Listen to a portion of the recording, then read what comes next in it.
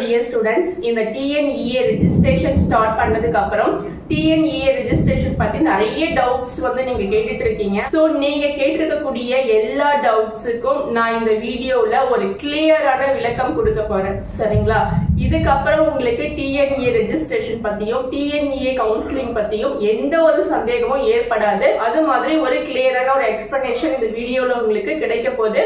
வீடியோவை ஸ்கிப் பண்ணாம பாருங்க. அதுக்கு முன்னாடி ஒரு சின்ன விஷயம், நீங்க லோ ஃபீஸ்ல காலேஜ் கேக்குறீங்க, 7.5 ரிசர்வேஷன்ல ஃபுல் ஃப்ரீயா காலேஜ் கேக்குறீங்க அப்படின்னா நம்முடைய வாட்ஸ்அப் குரூப்ல ஜாயின் பண்ணிக்கோங்க. இல்லைன்னா ஸ்கிரீன்ல கொடுத்துருக்கக்கூடிய நம்பருக்கு கான்டாக்ட் பண்ணி என்கிட்ட இருந்து இந்த டீட்டெயில்ஸ் எல்லாத்தையும் கேட்டு வாங்கிக்கோங்க. சரிங்களா?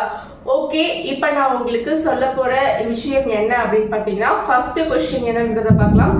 கேட்கக்கூடிய முதல் டவுட் என்ன அப்படின்னு பாத்தீங்கன்னா, மேம் இப்போ நாங்க TNEA ரெஜிஸ்ட்ரேஷன் பண்ணிட்டோம், அதுல சில மிஸ்டேக்ஸ் எல்லாம் பண்ணிருக்கோம், அது எப்படி மேம் கரெக்ஷன் பண்றது அப்படின்னு சொல்லி கேக்குறாங்க. அது வந்து பாத்தீங்கன்னா TNEA ரெஜிஸ்ட்ரேஷன்ல நீங்க என்னென்ன மிஸ்டேக்ஸ் பண்ணிருக்கீங்களோ அதை கரெக்ஷன் பண்றதுக்காக தனியா உங்களுக்கு டைம் கொடுப்பாங்க. சோ அந்த டேட் என்னன்றது நான் உங்களுக்கு யூடியூப்ல உங்களுக்கு நான் அப்டேட் பண்றேன். நீங்க அதை பார்த்துட்டு நீங்க கரெக்ஷன் பண்ணிக்கலாம். சரிங்களா? அப்போ நீங்க என்னென்ன பண்ணிருக்கீங்களோ அதை TFC சென்டருக்கு போயிட்டு எல்லாத்தையும் நீங்க மாத்திக்கலாம். சரிங்களா? இன்னொரு விஷயம் என்ன அப்படின்னு பாத்தீங்கன்னா, மேம் இப்போ வந்து TNEA கவுன்சிலிங் ரெஜிஸ்ட்ரேஷன் பண்றோம்ல, அதுதான் கவுன்சிலிங்கா அப்படின்னு கேக்குறீங்க. இப்ப நம்ம TNEAக்கு ரெஜிஸ்ட்ரேஷன் மட்டும் தான் பண்றோம். சரிங்களா? இன்னும் சில பேர் வந்து சொல்றீங்க, மேம் நாங்க நெட் சென்டர்ல போயிட்டு TNEA ரெஜிஸ்ட்ரேஷன் பண்றதுக்கு போனா அவங்க வந்து நீங்க எந்த காலேஜுக்கு வந்து அப்ளை பண்ண போறீங்கன்னு சொல்லி கேக்குறாங்க, காலேஜ் சொன்னாதான் அப்ளை பண்ண முடியும்னு சொல்றாங்க அப்படின்னு சொல்லி சொல்றீங்க. சோ அந்த மாதிரி யாராவது சொன்னாங்கன்னா அவங்கதான் உலகத்திலே வடிகட்டின முட்டாள்னு நான் சொல்லுவேன். சரிங்களா? ஏன்னா இப்ப TNEA ரெஜிஸ்ட்ரேஷன் பத்தி உங்களுக்கே ஒரு ஐடியா கிடைச்சிருக்கும். நம்ம நிறைய வீடியோஸே போட்டிருக்கோம் TNEA ரெஜிஸ்ட்ரேஷன் எப்படி அப்ளை பண்றதுன்னு. அதுல நீங்க பாருங்க, அதுல ஏதாவது ஒரு இடத்துலயாவது TNEA ரெஜிஸ்ட்ரேஷன் பண்ணும்போது உங்களுக்கு காலேஜ் நேமையோ இல்ல கோர்ஸ் நேமையோ கேட்டிருப்பாங்களா? ஒண்ணுமே கிடையாது இல்லையா? அதுல வெறும் பர்சனல் டீடைல்ஸும் உங்களுடைய சர்டிபிகேட் மட்டும் தான் நீங்க அப்லோட் பண்ற மாதிரி இருக்கும் இல்லையா? சோ அப்ப வந்து உங்களுக்கு காலேஜே தேவையில்லை. சரிங்களா? சில பேர் அன்னெசரியா என்ன பண்றாங்க, சில ப்ரௌசிங் சென்டர்ல நீங்க காலேஜ் நேம் சொன்னாதான் எங்களால கவுன்சிலிங் அப்ளை பண்ணி தர முடியும் அப்படின்னு சொல்றாங்க. எனக்கு தெரிஞ்சு நீங்க இவங்க கிட்டலாம் போயிட்டு கெஞ்சிட்டு இருக்கணும்னு அவசியமே கிடையாது. உங்ககிட்ட லேப்டாப் இருந்துச்சு அப்படின்னா நம்ம வீடியோ போட்டிருக்கோம் பாருங்க, ரொம்ப A to Z கிளியரா போட்டிருக்கோம். வீடியோ எடுத்து வச்சு நீங்களே அழகா வந்து பார்த்து ரெஜிஸ்ட்ரேஷன் பண்ணிட்டு போயிட்டே இருக்கலாம். சரிங்களா? இல்லைன்னா TFC சென்டருக்கு போங்க. ஏன்னா இப்ப நெட் சென்டர்லயே சரியான கைடன்ஸ் கிடைக்க மாட்டேது. சரிங்களா? நீங்க காலேஜ் சொல்லுங்க, அப்பதான் அப்ளை பண்ண முடியும். இதெல்லாம் வந்து அன்னெசரி இல்லையா? நம்ம வந்து காலேஜ் எப்போ போடணும், ஜூலை மந்த் கவுன்சிலிங் அட்டென்ட் பண்ணும்போது தான் காலேஜ் அண்ட் கோர்ஸ் இதெல்லாமே போட்டு சாய்ஸ் ஃபில்லிங் பண்ண போறோம். சரிங்களா? இப்ப காலேஜே தேவையில்லை, நம்ம என்ன காலேஜ் போட்டு அவங்களுக்கு என்ன, எந்த காலேஜ் போட போறீங்கன்னு சொல்லுங்க, அப்பதான் அப்ளை பண்ண முடியும் அப்படின்லாம் சில ப்ரௌசிங் சென்டர்ல சொல்றாங்க, ஸ்டூடெண்ட்ஸ் வந்து சொல்றாங்க. சோ அதனால வந்து நீங்களே முடிஞ்ச வரைக்கும் லேப்டாப்ல அப்ளை பண்ணிக்கோங்க. ஆனா TFC சென்டருக்கு போய் அப்ளை பண்ணுங்க. அதுவும் இல்ல நெட் சென்டருக்கு தான் போகணும் அப்படின்னா அவங்க கிட்ட கிளியரா சொல்லுங்க, இப்போ நீங்க TNEA ரெஜிஸ்ட்ரேஷனுக்கு காலேஜோ இல்ல கோர்ஸோ தேவைப்படாது, TNEA ரெஜிஸ்ட்ரேஷன் பண்றதுக்கு காலேஜ் நேமோ கோர்ஸோ தேவைப்படாது, கவுன்சிலிங் அட்டென்ட் பண்ணும்போது தான் தேவைப்படும், நாங்க அப்பா பாத்துக்கிறோம் அப்படின்னு சொல்லுங்க. சரிங்களா? அதனால ஸ்டூடெண்ட்ஸ் கேட்கக்கூடிய டவுட் என்னன்னு பாத்தீங்கன்னா, 7.5 ரிசர்வேஷனுக்கு எப்படி TNEA ரெஜிஸ்ட்ரேஷன் பண்றது அப்படின்னு கேக்குறீங்க. சரிங்களா? நார்மலா ஜெனரல் கவுன்சிலிங் ஸ்டூடெண்ட்ஸ் எப்படி வந்து TNEA ரெஜிஸ்ட்ரேஷன் பண்றாங்களோ அதே மாதிரி தான் நீங்களும் TNEA ரெஜிஸ்ட்ரேஷன் பண்ண போறீங்க. சரிங்களா? இதுல எந்த விதமான மாற்றமும் கிடையாது. நீங்க ஜெனரல் கவுன்சிலிங் TNEA ரெஜிஸ்ட்ரேஷன் எப்படி பண்ணணுமோ அதே மாதிரி பண்ண போறீங்க. இதுல எக்ஸ்ட்ரா நீங்க என்ன பண்ண போறீங்க அப்படின்னா, அரசு பள்ளி மாணவரா அப்படின்னு ஒரு ஆப்ஷன் கேட்பாங்க இல்லையா, அதுல ஆம்னு கொடுக்க போறீங்க 7.5 reservation students. General counselling students இல்லை அப்படின்னு கொடுக்க போறீங்க. ஓகேவா? இப்ப 7.5 ரிசர்வேஷன் ஸ்டூடெண்ட்ஸ் ஆம் அப்படின்னு கொடுத்துட்டு உங்களுடைய MVS நம்பரை அதுல டைப் பண்ண போறீங்க. அவ்வளவுதான். சரிங்களா? இதுக்குன்னு தனியா வந்து எந்த விதமான சர்டிபிகேட்டோ இல்ல எந்த விதமான அடிஷனல் தகவலோ எதுவுமே தேவையில்லை. சரிங்களா? அரசு பள்ளி மாணவரா ஆம் இல்லை, இதை மட்டும் தான் நீங்க புதுசா டிக் பண்ணிட்டு MVS நம்பர் கொடுக்க போறீங்க.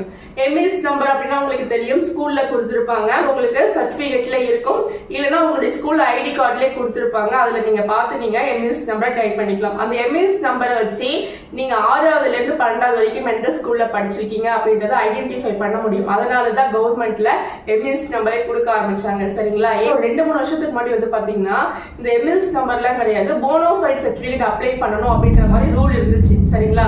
அது வந்து பெரிய தலைவலி. ஏன்னா போனோஃபைட் சர்டிபிகேட் போயிட்டு ஸ்கூல்ல கேட்டா ஸ்கூல்ல ஹெச்எம் என்ன சொல்றாரு, நீங்க போய் சிஓ ஆபீஸ்ல கேளுங்கன்ற மாதிரி சொல்லுவாரு. சிஓ ஆபீஸ்ல போய் கேட்டா சிஓ ஆபீஸ்ல கேட்டா நீங்க போய் ஃபர்ஸ்ட் எக்ஸாம் சார்ட்டர் சைன் வாங்கிட்டு வாங்கன்ற மாதிரி சொல்லுவாங்க. இதுலயே ஸ்டூடெண்ட்ஸ் வந்து ரொம்ப குழப்பத்துல இருந்தாங்க, ரொம்ப வந்து மன உளைச்சலுக்கு ஆளானாங்க. ஸோ அப்புறமா தான் கவர்மெண்ட்ல என்ன பண்ணாங்கன்னா இந்த மாதிரி ஒரு ஸ்கீமை கொண்டு வந்தாங்க. எம்இஎஸ் நம்பர் இருந்தா நம்ம ஸ்டூடெண்டோடைய டீடைல்ஸ் எல்லாத்தையும் தெரிஞ்சுக்கலாம் அப்படின்ற மாதிரி. சரிங்களா. நீங்களாம் ஒரு லக்கியான ஒரு ஸ்டூடெண்ட்ஸ் தான், அதனால உங்களுக்குலாம் இது மிகப்பெரிய ஒரு லக்குன்னு தான் சொல்லணும். சரிங்களா. ஸோ அப்போ நீங்க 7.5 ரிசர்வேஷன் ஸ்டூடெண்ட்ஸா இருந்தா எம்இஎஸ் நம்பர் இருந்தாலே உங்களுக்கு போதும். சரிங்களா.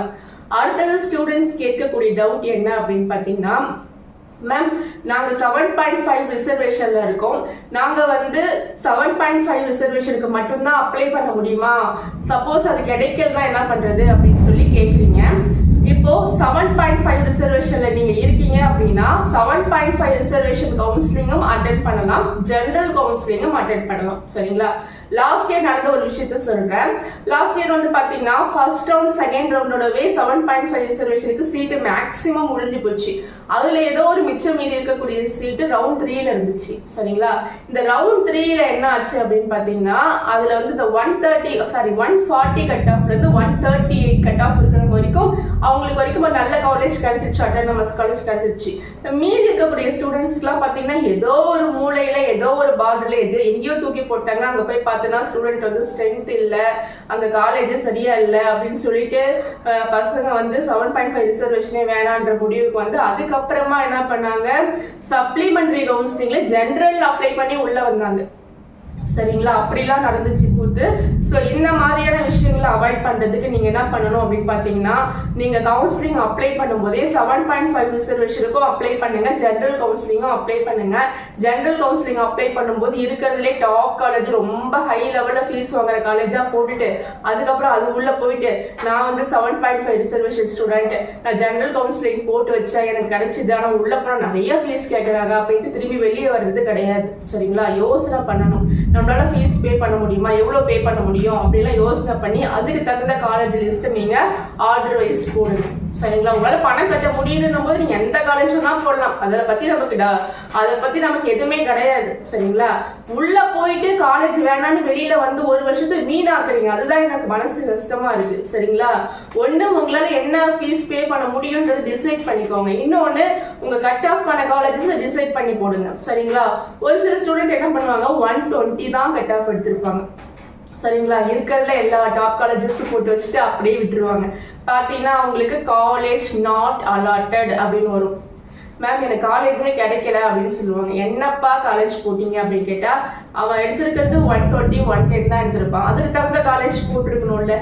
அதை விட்டுட்டே வெறும் கவர்மெண்ட் காலேஜ் மட்டும் போட்டு வச்சிருந்திருப்பாங்க, இல்லைன்னா செல்ஃப் ஃபினான்சிங்ல ஏதோ 1-2 சீட் இருக்கக்கூடிய காலேஜ போட்டு வச்சிருப்பாங்க. சரிங்களா. அப்ப அந்த டாப் காலேஜஸ்ல இருக்கக்கூடிய 1-2 சீட்டை கட் ஆஃப் அதிகமா இருக்கிறவங்க எடுத்துட்டு போயிருப்பான். இவங்களுக்கு சுத்தமா சீட்டே இல்லாம கடைசியில நாட் அலாட்டட்னு வந்து உட்காந்துருப்பாங்க. அதுக்கப்புறம் போய் மேனேஜ்மெண்ட்ல போய் ஜாயின் பண்ணணும்னா டொனேஷன் கேட்பாங்க. இதுக்காகவா கவுன்சிலிங் எவ்வளவு நாள் வெயிட் பண்ணோம். அதனால போடும் போதே நல்ல அட்டானமஸ் காலேஜா உங்களால ஃபீஸ் பே பண்ண முடியும்ன்ற காலேஜா பார்த்து போடணும். சரிங்களா.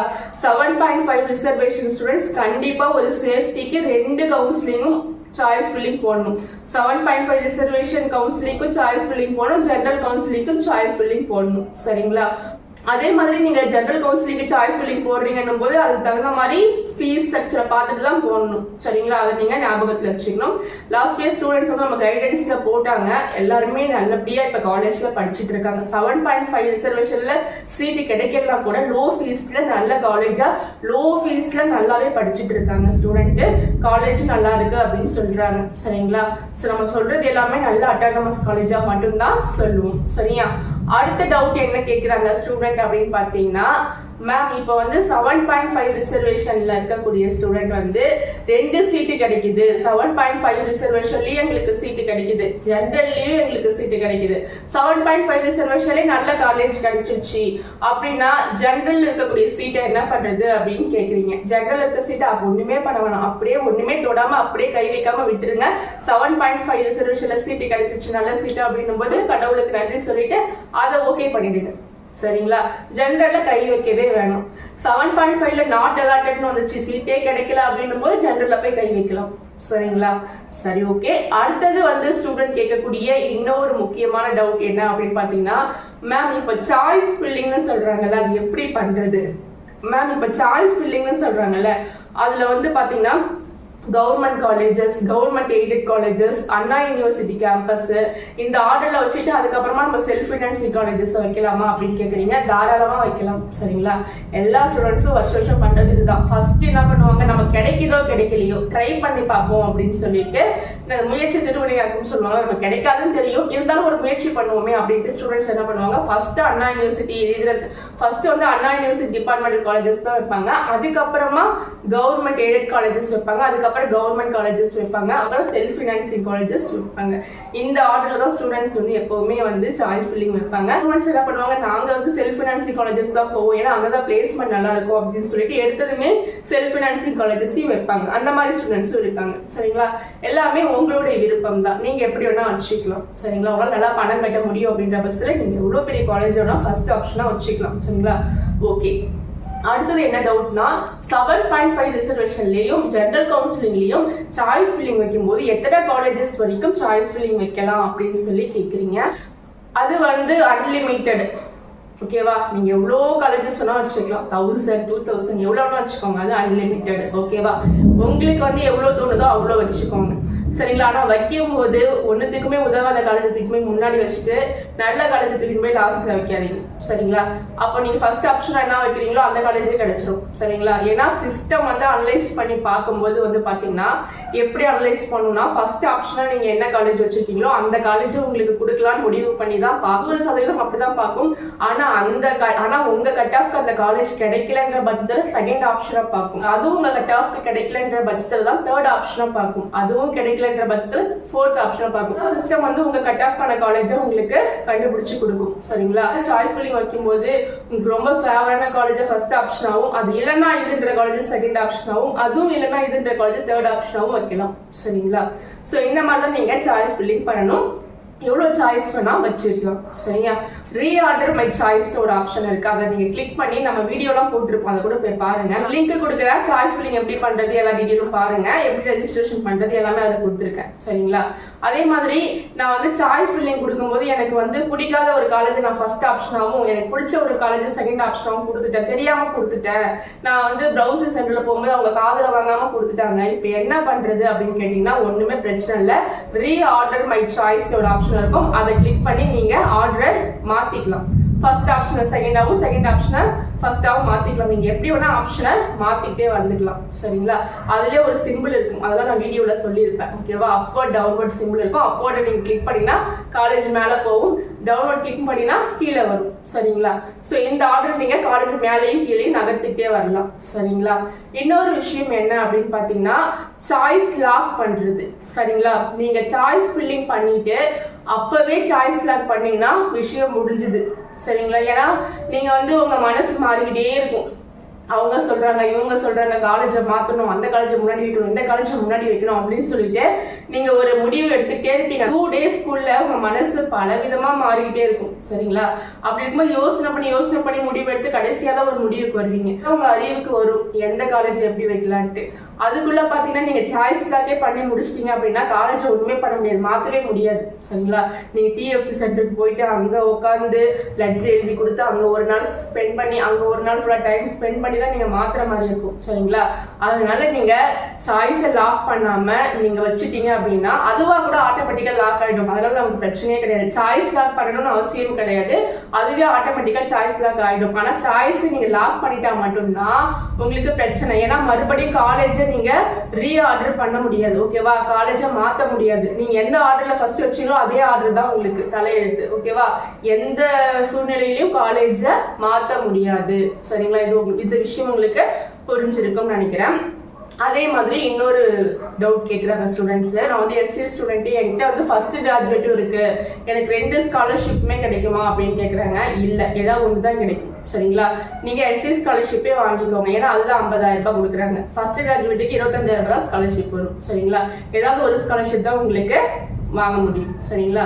அதே மாதிரி 7.5 ரிசர்வேஷன்ல நீங்க உள்ள போயிட்டீங்க அப்படின்னா எல்லாமே ஃப்ரீ பண்ணிடுறாங்க இல்லையா? அதனால உங்களுக்கு எந்த ஸ்காலர்ஷிப்பும் கிடையாது, எஸ்சி ஸ்காலர்ஷிப்பும் கிடையாது, ஃபர்ஸ்ட் கிராஜுவேட் ஸ்காலர்ஷிப்பும் கிடையாது, கம்யூனிட்டி ஸ்காலர்ஷிப்பும் கிடையாது. சரிங்களா? எந்த விதமான ஸ்காலர்ஷிப்பும் கிடையாது. அதே மாதிரி நார்மலா ஒரு ஸ்டூடெண்ட் வந்து சாய்ஸ் ஃபில்லிங் பண்ணி உள்ள போறீங்க, காலேஜ்ல கவுன்சிலிங்ல போறீங்க அப்படின்னா உங்களுக்கு என்னென்ன ஸ்காலர்ஷிப்லாம் கொடுப்பாங்கன்னா ஃபர்ஸ்ட் கிராஜுவேட் ஸ்காலர்ஷிப் 25,000 கொடுப்பாங்க. அதே மாதிரி கம்யூனிட்டி ஸ்காலர்ஷிப் எஸ்சி எஸ்சிஏ ஸ்டூடெண்ட்ஸா இருந்தா 50K கொடுப்பாங்க, எம்பிசி பிசி ஸ்டூடெண்ட்ஸ்க்கு 5K கொடுப்பாங்க. சரிங்களா? இது தவிர்த்து இந்த புதுமை பெண் திட்டம்னு ஒண்ணு கொண்டு வந்திருக்காங்க, தமிழ் புதல்வன் திட்டம், புதுமை பெண் திட்டம். அதுல வந்து 1000 rupees கொடுக்கற மாதிரி சொல்றாங்க. அது வந்து உங்களுக்கு 7.5 ரிசர்வேஷன் ஸ்டூடெண்ட்ஸா இருந்தீங்கன்னா அந்த ஸ்கீம்ல உங்களுக்கு கண்டிப்பா அந்த ஒரு ஸ்காலர்ஷிப் கிடைக்கும். நீங்க 7.5 ரிசர்வேஷன் ஸ்டூடெண்ட்ஸா இருந்தீங்கன்னா உங்களுக்கு எந்த ஸ்காலர்ஷிப்பும் கிடையாது. ஆனா அந்த மாசம் 1000 ரூபாய் ஸ்காலர்ஷிப் சொல்றாங்கல்ல, புதுமை பெண் திட்டம், தமிழ் புதல்வன் திட்டம், அது வந்து உங்களுக்கு கிடைக்கிறதுக்கு வாய்ப்பு இருக்கு. சரிங்களா? அது வந்து உங்களுக்கு கிடைக்கும். அது வந்து வருஷத்துக்கு ஒரு 12,000 ரூபாய் கிடைக்கும். சரிங்களா? சோ உங்களுக்கு வந்து கவுன்சிலிங்ல போனா எவ்வளவு பெனிஃபிட்னு பாத்துக்கோங்க. எஸ்சி ஸ்டூடெண்ட்ஸ் வந்து 50,000 ரூபாய் கிடைக்குது, 7.5ல போனா உங்களுக்கு ஃபுல் ஃப்ரீயா கிடைக்குது. ஒண்ணுமே இல்லைனா கூட நீங்க ஃபர்ஸ்ட் கிராஜுவேட்டா இருந்தீங்கன்னா அதுலயே உங்களுக்கு 25,000 ரூபாய் ஃபர்ஸ்ட் கிராஜுவேட் ஸ்காலர்ஷிப், 5,000 ரூபாய் உங்களுக்கு கம்யூனிட்டி ஸ்காலர்ஷிப் கிடைக்குது. சரிங்களா? இது எல்லாமே உங்களுக்கு கவுன்சிலிங்ல போனா மட்டும்தான் பாசிபிள். ஓகேவா? இதை நீங்க கரெக்டா புரிஞ்சு வச்சுக்கணும். இன்னொரு விஷயம் என்ன அப்படின்னு பாத்தீங்கன்னா, அதே மாதிரி நீங்க ஜெனரல் கவுன்சிலிங் ஸ்டூடெண்ட்ஸா இருந்தீங்கன்னா மினிமம் ஒரு 1.5 நீங்க ஸ்பெண்ட் பண்ணணும். சரிங்களா? சோ நீங்க வந்து ஃபர்ஸ்ட் கிராஜுவேட்டா இருக்கீங்க, எஸ்சி ஸ்டூடெண்ட்ஸா இருக்கீங்க அப்படின்னா அது ரெடியூஸ் ஆகும். சரிங்களா? இதெல்லாம் நீங்க ஞாபகத்துல வச்சுக்கோங்க. உங்களுக்கு லோ ஃபீஸ்ல காலேஜ் வேணும், 7.5 ரிசர்வேஷன்ல ஃபுல் ஃப்ரீ காலேஜ் வேணும் அப்படின்னா நம்மளுடைய வாட்ஸ்அப் குரூப்ல ஜாயின் பண்ணிக்கோங்க. ஸ்கிரீன்ல கொடுத்துருக்கக்கூடிய நம்பருக்கு நீங்க எனக்கு கான்டாக்ட் பண்ணி உங்க கட் ஆஃப்கான காலேஜ் லிஸ்ட் நீங்க வாங்கிக்கலாம். சரிங்களா? ஞாபகமா சப்ஸ்கிரைப் பண்ணி சப்போர்ட் பண்ணுங்க. ஓகே, பாய். மீண்டும் அடுத்த ஒரு வீடியோவோட நான் உங்களை சந்திக்கிறேன்.